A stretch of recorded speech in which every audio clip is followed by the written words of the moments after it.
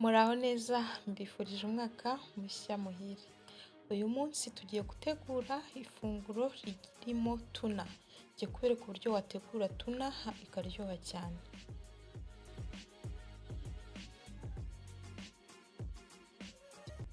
Mu bintu ndi bukoresha harimo karoti, hakabamo ibitunguru, harimo na tungurusumu ndetse na tangawizi.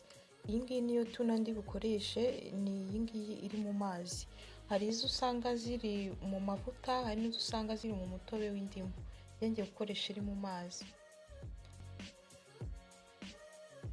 Muri aya mavuta amaze gucamutsa ngiye kongeramo za tangawizi na tungurusumu. Bigaragura akanya gatoya, ndangiza nongeremo na za karoti na bya bitunguru.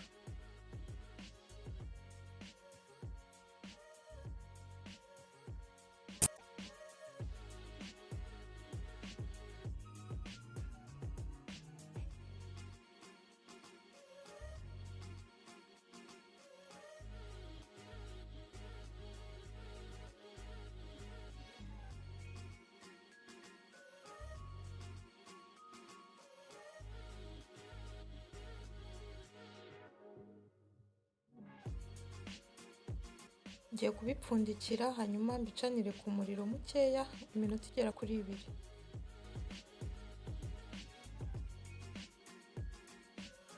Hanyuma nongeremo n'umunyu.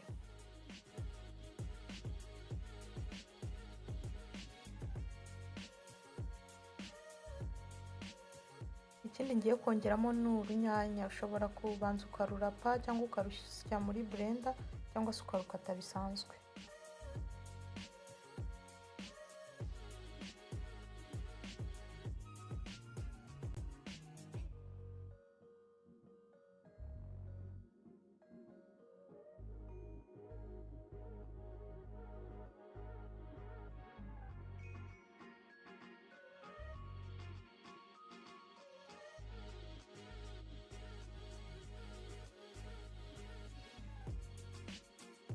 Nongeremo na tomato paste utuyiko 2 dutoya.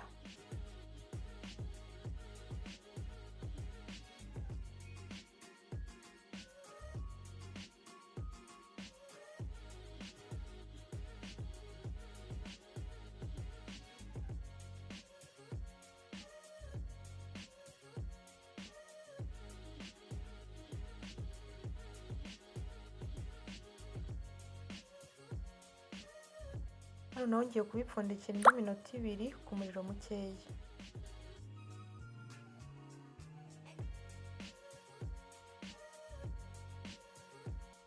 Hanyuma ngiye kongeramo za tuna.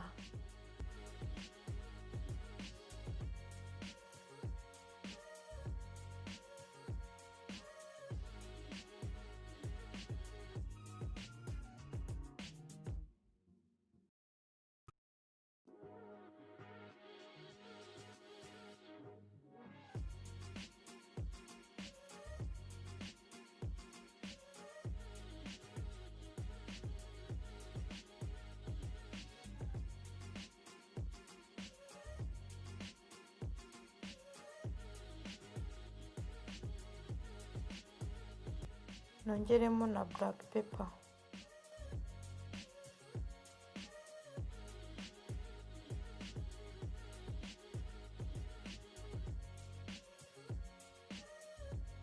Kiremo na red pepper cyangwa rwa rusenda rw'umutuku.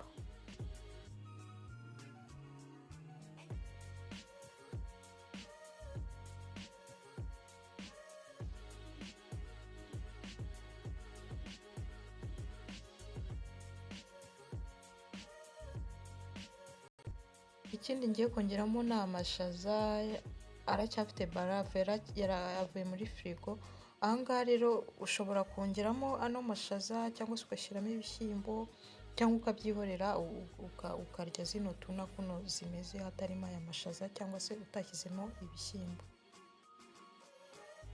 Ndabipfundikira indi minota mikeya nanone igera kuri 2. Ndizera ko aya mashaza ari buze kuba yashyushye.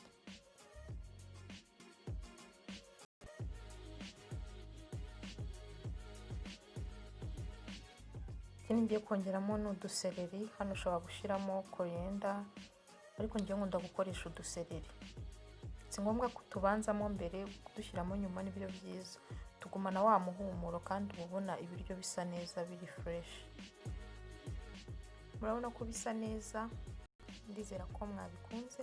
Ntimwibagirwe gukanda like, share ndetse no gukora subscribe ku bantu bashyashya. Murakoze.